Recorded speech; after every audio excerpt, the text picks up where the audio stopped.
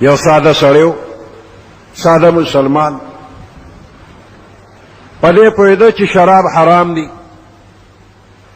یو ځل د یو بادشاه لپاره شراب را روانو د بهر ملک نه،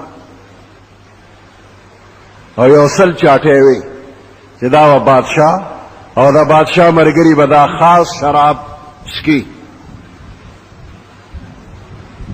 وی دې سړي ته پته ولګې چې دا شراب روان دي او بادشاه له روان دي. نو دوی دا شرابو دا خو الله او د الله رسول منع کړي دي، دا حرام. زه به ورته ګورم او دا شراب به بادشاه له دي هغه به څکي، نور ملګري به هم څکي. دا زه مسلمان پسه شوم، د پیغمبر علیه السلام امتی پسه شوم چې زه د ناروا وینم او منې کوم دی نه. جوړ ورغې دې ته ګوري نه چې دا د بادشاه دی، دې سره به سرکاري کسانی او زما وال ټکول وی، جرمانې او سزاګانې وی، دې ته نه ګوري. ورغې او بس یو چاټی ماتئ یو کم سل چاټی د شرابو هغه ماتې کړلې. آخري چاټی روغ یې پرېښودله، ماته یې نه کړله. دې کې د حکومت کسان رالل، بادشاہ ته الوی بادشاہ حکم وکړ سړی ونیسئ، ګرفتار کړئ، مال یې راولئ. سړی یې راوستو، بادشاہ ته یې پیش کړ. بادشاہ د شرابو عادي و خو مسلمان و. تپوس یې ته وکړ، وی زما شراب قیمتي تا چاټی ماتې کړي دي او هغه دې اړولي دي، دا دې ولې کړي دي؟ هغه ورته وایي زه مسلمان یم او تم مسلمان یې، په تام حرام دي په مام حرام دي، شراب مالم حرام تالم حرام. او ما خپل دینی غیرت باندې شروع کړې ده او شراب مې دله توی کړي دي. نو هغه ورته وایي دا خو ستا دیني غیرت و چې دا یو کم سل چاټی دی ماتې کړو، شراب دې وړ، خو دا یو دې پرېښې ولې ده؟ دا سلمه چاټی دې ولې نه ماتوله؟ دا سړی ورته وایي ما چې یو کم سل چاټی ماتې کړې، وی دقه وخت کې زما په دې دماغ کې یو نشه را پیدا شو چې زم دومره لوی سړی یم چې د بادشاه د شرابو چاټی مې ماتې کړې، زم دونه لوی یم. وی دقه ځای کې مې بریک ولګو چې دا سلمه چاټی چې دی کې خو ستا د نفس سره نه، دا یو کم سل چې د ماتولې نو دا د الله رضا دپاره ماتې کړي، خو دا سلمه چې ده نو دی کې ستا په نفس کې غرور راغلی دی، تکبر را چې زم دومره یمه چې ما د شرابو چاټی د بادشاه ماتې کړي. وی بس دا یو مې په دې پرېښې ده. وی بادشاه د ناراض کېدو په ځای باندې ډېر خوشحاله شو چې دې مسلمان کې اخلاص دی، چې داسې کړي دی په اخلاص کړي دي. اخري کې اخلاص نو هغه نه دي ماتې کړي، اخري چاټی ماته نه شوله، اخلاص پکې نو، د خپل نفس حصه پکې راغلله. لکه داسې یو بنده عمل کوي نو په دې عمل باندې دی الله ته نږدې دی، او که نه دا خلک وایي چې رد دی دومره تکړه دی او دونه پهلوان دومره د تورې کار ده کړی دی، نو په دې عمل دله هیڅ ثواب الله پاک نه ورکوي. حضرت علی رضی اللہ تعالی عنہ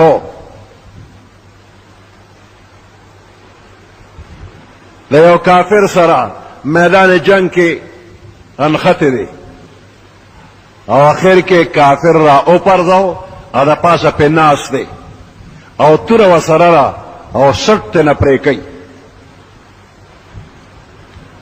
او دغه وخت کې هغه کافر د لاندې نه د حضرت علی رضی الله تعالی عنہ په مخ لاړې توکړلې، هسې مړ کېده نو نور به یې څه کول؟ وی د مرګ نه زیاتي خو نور را سره څه کولی نه شي، خو چې لاړې توکړلې نو علي رضی الله تعالی عنہ د هغه نه پاڅېده، نور ورته هېڅ هم اوس نه وایي، نه څوک څه پیړه کوي او نه پسې توره راړئ چې اوس دې وژنمه تا په ما لاړې توکړي دي، چې پاسېده اړخ ته ودرېده. نه کافر ورته تا خو زه وجلمه او د ما د پاسه ناست وې او توره دې راوویسته چې سر را نه پرېږې نو دا اوس را نه ولې خوش تا ته چا سووې چې دې پرېږده د چا په سفارش دې پرېښودلمه زه خو څوک وینم نه چې زما سفارش یو کو زه د نه خلاص کړم ولې مې وژنې نه څه چل دی هغه ورته وایي اوسه پورې چې ته ما را پرځولې وې او ته ما وجلې نو ما د الله د رضا دپاره وجلې خو چې کله تا زما په مخ لاړې را توکړلې دغه وخت کې زما د خپل نفس غصه تا ته را پیدا شوه چې تم دومره شوې چې ته اوس په ما لاړې توکې نو ما له قار دونه راغې چې زه تا وجنمه خو ما وایي چې د قیامت په ورځ به راته الله وایي چې دا خو یې په تا لاړې توکړې نو د خپل نفس بدل دې ته اخېسته نو دا خو تا ځان له وجلې ما له دې نه دې وجلې نو ستا په وجلو ما له ثواب نو ما له عذابو اخلاص دې ته وایي چې کم یو کار کې نو دې لپاره وکړه چې ما الله ویني او په دې معنی الله خوشحالیږي یا معنی خفه کېږي الله رضا کېږي یا ناراضه کېږي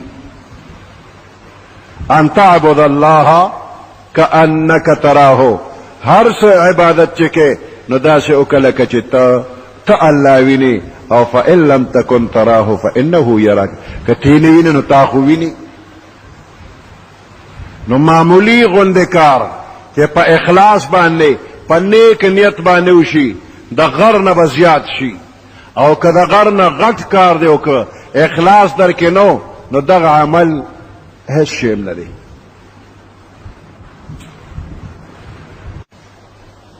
حدیث مبارک کې راغلی دی چې تر هغې به قیامت نه راځي تر څو چې د ځمکې په مخ باندې الله الله ویلو والا وي او دا الله الله ویلو والا دا پیغمبران به نه وي دا اولیاء کرام به نه وي دا به عام ګناهګار بندیان وي عام بندیان دی به الله الله وی نو الله به قیامت نه راولي قیامت به پچا راځي چې د الله نوم بالکل نه اخلي نه پیژني په هغوی به قیامت راځي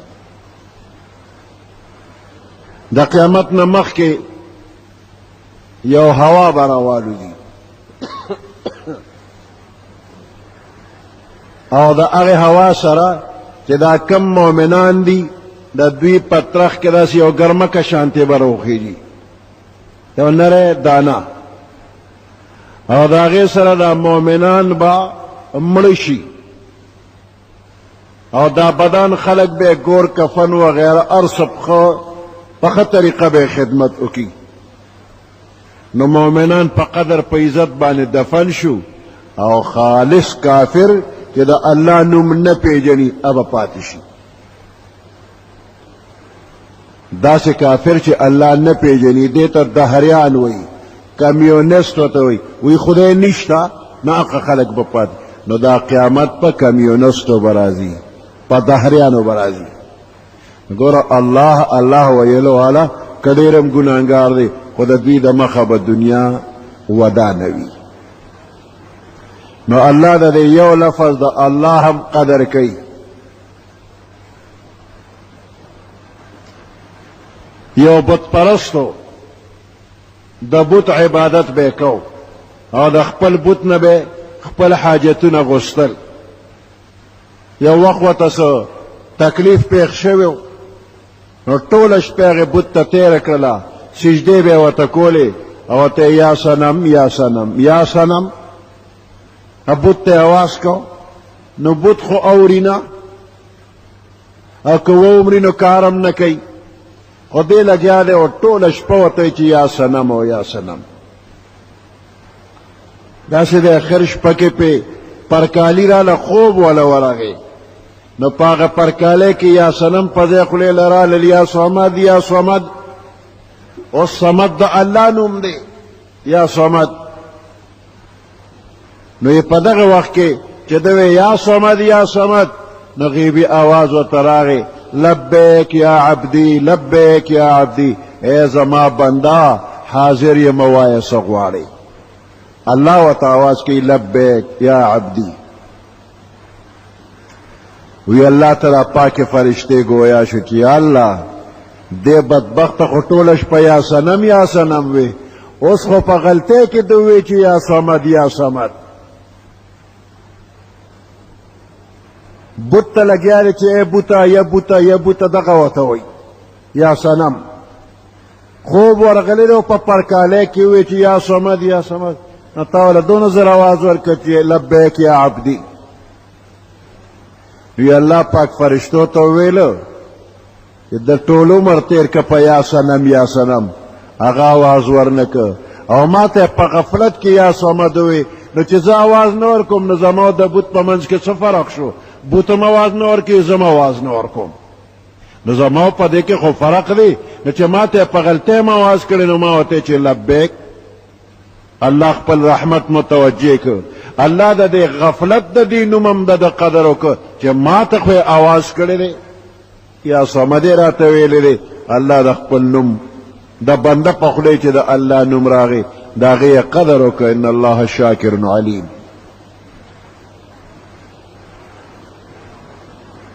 که یو بنده ته درخواست لیکي، یو حاکم نه، نو دا حاکم هم بنده دی که نه؟ زمونږ په شان بنده دی، خو یو درجې ته رسېدلی دی، د ملک اختیار دی ورسره. نو یو عاجز بنده دی، هغه ورته درخواست لیکي. درخواست چې لیکي نو القاب او آداب ورله ګوري، داسې ډولي ډولي الفاظ ورله ګوري او په هغې القاب او آداب ورته بیا دې درخواست لیکي. نو یو ځل یې درخواست ولیکه نو ورته یې وکتل چې یاره څه زور زیر فرق پکې شته او که نشته دی، څه جملو کې فرق شته او که نشته دی. نو غلطۍ یې ترې نه وسته، نو بیا ولیکه. چې بیا ولیکه نو بیا غلطۍ پکې ښکاري، هغه یې ټیک کړه. نو چې بیا لیکلی دی نو اوس د هغې نه پس هوښیار باندې ته ښایي چې وګوره دی کې څه کمې زیاتې خو نشته. نو هغه هوښیار باندې الفاظ ګوري، القاب آداب یې ګوري او بیا ورله ټیک کي. نو څو درخواست ولیږي هغه اوشلی او اخر کې یو درخواست ټیک شو. نو اوس یې حاکم ته مخکې که چې اوس ته په دې باندې غور وکړه او زما کار وکړه.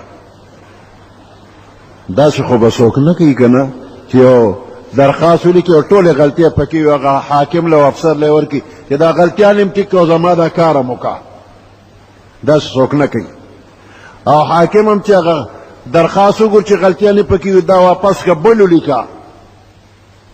نو ګوره د دنیا حاکمانو ته درخواست چې لیکي نو څونه سوچ او فکر پکې غور پکې چې غلطۍ پکې شته او که نه، او بیا هوښیارو خلکو ته ښیي چې وګوره که غلطي پکې چې هغه تې ټیک کړمه. افسر ته غلط درخواست څوک نه ورکوي. او د الله مهرباني وګوره، من چې درخواست الله ته ورکو نو چاته ویلي نه چې ته وګوره دې کې غلطي شته او که نه، غلط درخواست خو الله له ورکو. نو الله هغه درخواست هم ټیک کي او منظوري هم پې وکړي. نو الله زمونږ د دې کمزوري درخواست قدردان دی، شاکر علیم قدردان دی. ګوره موږ چې مونځ کوو نو دا زمونږ مونځ دا هم یو درخواست دی. نه کله کله موږ درخواست ورکوو مونځ کوو، خو چې چاله درخواست ورکوو هغه ته خیال نه کوو، بل خوا هم خیال لاړ شي. چې مونځ کوو نو کله وایو چې یاره 3 رکاته شو که 4 رکاته شو، 3 دی او که 4 دی. په دې درخواست به موږ څه سوال هم کوو، خو پوهېږو نه چې 3 دی او که 4 دی.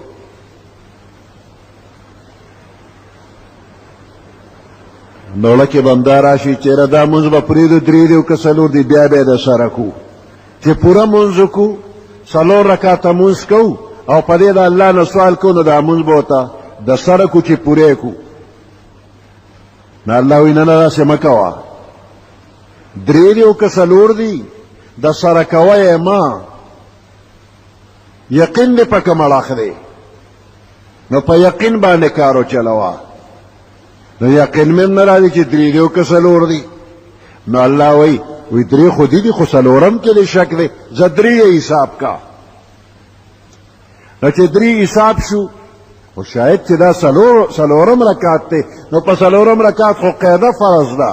نو که زه وایم 3 دی او 4 کومه دا په حقیقت کې 5 شي، نو په 4 رکعت قاعده فرض، نو مونځ به مې ونه شي.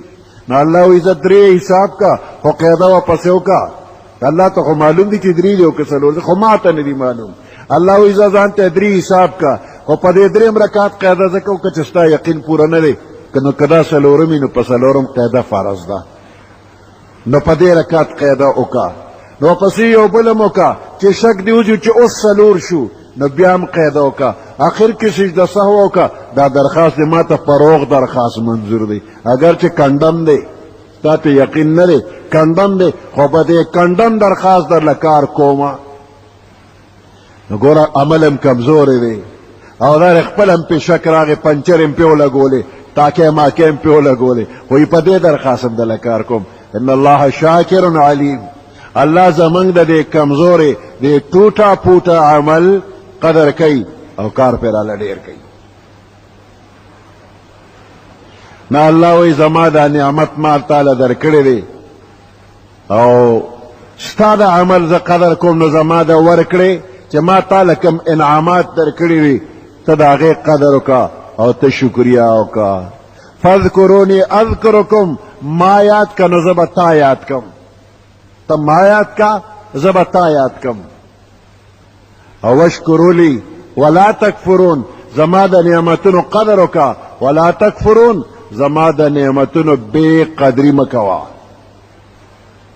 نو چې ته قدر کې الله وایي زه به دې قدر کومه.